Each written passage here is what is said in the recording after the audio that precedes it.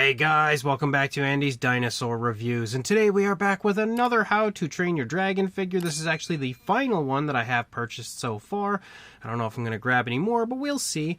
But this time we have another Toothless, and this Toothless includes Hiccup, so that's pretty exciting. We also, again, have real feel dragon wings for this one.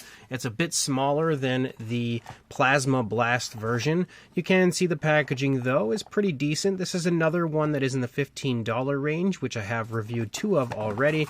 And then here on the back, you can actually see the other two that I did review, and then, of course, this figure here, which is the final of the group of these that are out currently. So let's pop this box open and check it out. So here is our Toothless and our Hiccup figure, and I must say I think I like this one better than the Plasma Blast version, just because I think it just looks better. Like the wings and the way that the wings articulate looks better. It has a little bit of life with the kind of like walking pose that it has, and it just has less of an awkward look. I feel like the wings, mesh and blend a little better with the body than the other one did. And of course, Hiccup looks awesome. These human figures in this line have honestly been so good when it comes to capturing the likeness of the humans they are meant to represent. But I will say one thing that's pretty humorous about him is clearly the eyes have actually missed the mark by a mile.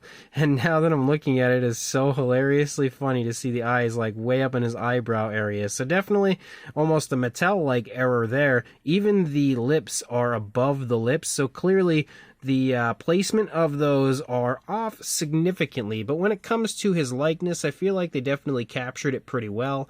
I don't think I'm going to go back and grab another one, though, to kind of replace this. I think I'll just live with mine here that has misplaced eyes and lips. But he does have some pretty decently sculpted hair that my camera doesn't want to focus on. You can see that. Some nice waviness to his hair, some nice life in general. It is painted with a brownish tone. He does have neck articulation, which can completely swivel around if you want to go that route, but it also goes forward and back, which is nice.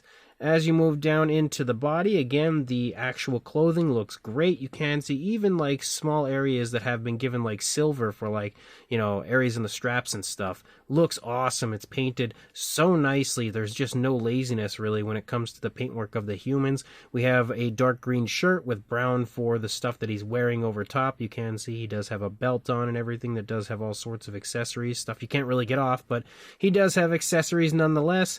And you can see the same again when we turn it around. Obviously, this is like a hooded jacket because we can see the hood right there. Lots of creases and realism to his clothing. He does have arm articulation forward and back, also can come out away from the body, which is a plus. The hands are sculpted pretty decently as well, painted nicely, again with that flesh tone.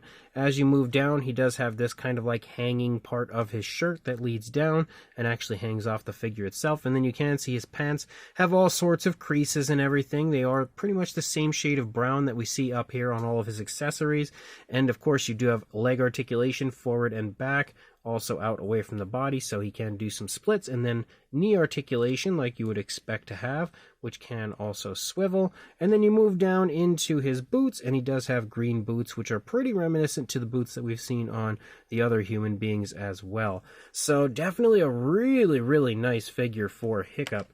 And then our Toothless, which I actually think I'm going to go ahead and readjust the camera just slightly so we can get a better look here. You can see again, this one has some really nice decals to the eyes, has a little like white spot in there to sort of insinuate shine, but it does kind of overall have a bit of a glossy look, a nice wet look to the eyes. The skin texture again looks pretty decent, not super vibrant, but decent enough. You can articulate the mouth by pressing the back of the head right there, and we can see each of the teeth there on the inside of the mouth. They don't really look that great. They're basically like little tiny lumps, but they're painted okay. Again, no real sloppiness that I'm seeing in there. There's a pinkish tone, but only on the lower jaw of the inside of the mouth, and you can kind of make out the tongue, but the shadows are pretty impressive, pretty intense in that area. Moving back, you can see the saddle, and of course those pegs sticking up to attach Hiccup to Toothless. As you move down here along the side, you can see even the texturing to the saddle is actually super impressive. Moving down to the underside, we've got the straps and everything all painted, all sculpted quite nicely as you move down, and you continue to see that as you move through the majority of the figure. Obviously, we can see the legs, and I love how this leg is kind of extended out as Toothless is sort of taking a step and walking. We do also have articulation forward and back in that area. Moving down, you have like some kind of bumpy sort of ridges leading off of the back of that leg. You also have a pretty nice looking foot sculpt with a nice satin shine for the nails, but Toothless overall has a little shininess to the figure. As you move back, you can see that the texturing of some of the areas of the body is definitely really quite smoothed out. Like when you look at the detailing of the legs compared to the body, it's a pretty massive difference, which is actually unfortunate now that I'm really taking note to that. But again, it still looks pretty decent overall. It's just that I wish there was a little more texturing moving through a large amount of the actual body of Toothless. As you move back into the leg, though, you can see the musculature moving down. You can see, again, the foot sculpt looks quite nice. We've got the nails given a nice gloss coat back there. And then, obviously, there is articulation forward and back for the rear legs.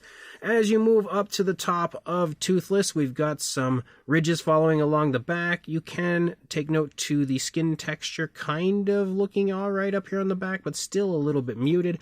But that changes drastically as you lead out into the wings, where the skin texture looks a lot better. And again, we do have the rubber real feel wings, which is a plus. The wings also sport articulation, which you can see, which helps to again add a little extra playability to the figure. As you move out, again, a large portion of the figure does have a bit of a muted detail to it leading along. Like when you lead down here, there is some texturing, but it's not all that impressive, and you see that as you lead out into the tail, except the artificial area of the tail does have some really impressive texturing to it.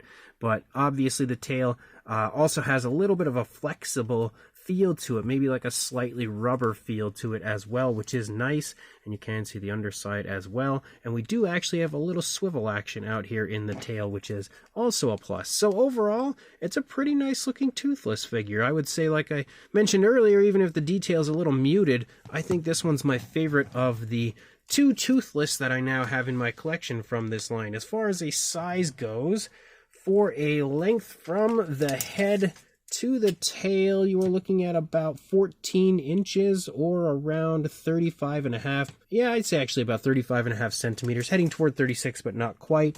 And the highest point would probably be that part of the wing at about 3.5 inches, or just shy of 9 centimeters. And then for a wingspan, it's a little hard to get an accurate measurement because the wings aren't really held up in the air, but I would say roughly around 9.5, maybe 9.75 inches, or around 24.5 or 25 centimeters. For a size comparison, we have Mr. Papo T-Rex, the Attack Pack Colovosaurus, and Robert Muldoon, as well as the Collect Day Human Being, next to our Toothless, and you can see that the figure is fairly decently sized, but not gigantic. When it comes to comparing it with other dragons in the line, first of all, we have Rumblehorn, which we can see is kind of similar in size, but definitely a little beefier. However, it is a lot shorter than Toothless. We've also got Skrill, which is a bit smaller than Toothless, pretty much all around. However, when you bring in the Deadly Natter, you can see that that figure is very similar in size to Toothless, with Toothless being just a little bit longer. And then, of course, Gronkle is a whole lot smaller, just quite pudgy, but definitely a lot smaller than Toothless. And then when you bring in the Plasma Blast version of Toothless, we can very clearly see that this newer version with Hiccup is a lot smaller than the Plasma Blast version. And then we also have the Titan Red Death next to Toothless here, as well as Hiccup stepping in for a comparison, which we can very clearly see that this Toothless is so much smaller than our Red Death. And then we have one final comparison with all three of the human figures from the toy line that I have acquired so far, again next to each other. So this brand new How to Train Your Dragon Hiccup and Toothless figure is pretty fun, pretty much the same as the other figures in this line, like the $15 toy range where you get one dragon and one human figure. They're all pretty fun. I definitely can say I recommend them, each and every one overall, but the only problems with this Hiccup is the fact that the detail is definitely a little muted in most areas of the body. The legs look good, but like the majority of the body is pretty smoothed out. You know, it's not the end of the world, and I think it, for the most part, still replicates and looks like Toothless really nicely. And of course, the eyes look epic on the figure. I also enjoy the fact that we do have those rubber dragon, like, real feel wings, which is pretty fun. It features some decent articulation, not anything overly impressive or anything to write home about, but, you know, some okay articulation, as well as a little bit of like an action feature where you can make the jaw snap by pulling the mouth back, or actually, I should say, pushing on the top of the head head, which causes the mouth to open, and then when you let it go, kind of snap. So that's fun as well. The paintwork is pretty decent through the course of the figure. And then, of course, Hiccup is also pretty nicely done outside of the placement of the paintwork of his eyes and mouth. You know, that's kind of ridiculous and crazy looking. But other than that, he looks nice. I really wish I would have paid more attention to him, though, when I was picking mine out at the store. Maybe I wouldn't have got such a dud as far as the paintwork of his face goes. But still a pretty fun set. So if you are interested, I will include a link in the description to where you can grab this from Target.com, or you can, of course, head in store and grab it there. And make sure you do that and like, comment, and subscribe, and I will see you in the next review. Thanks for watching.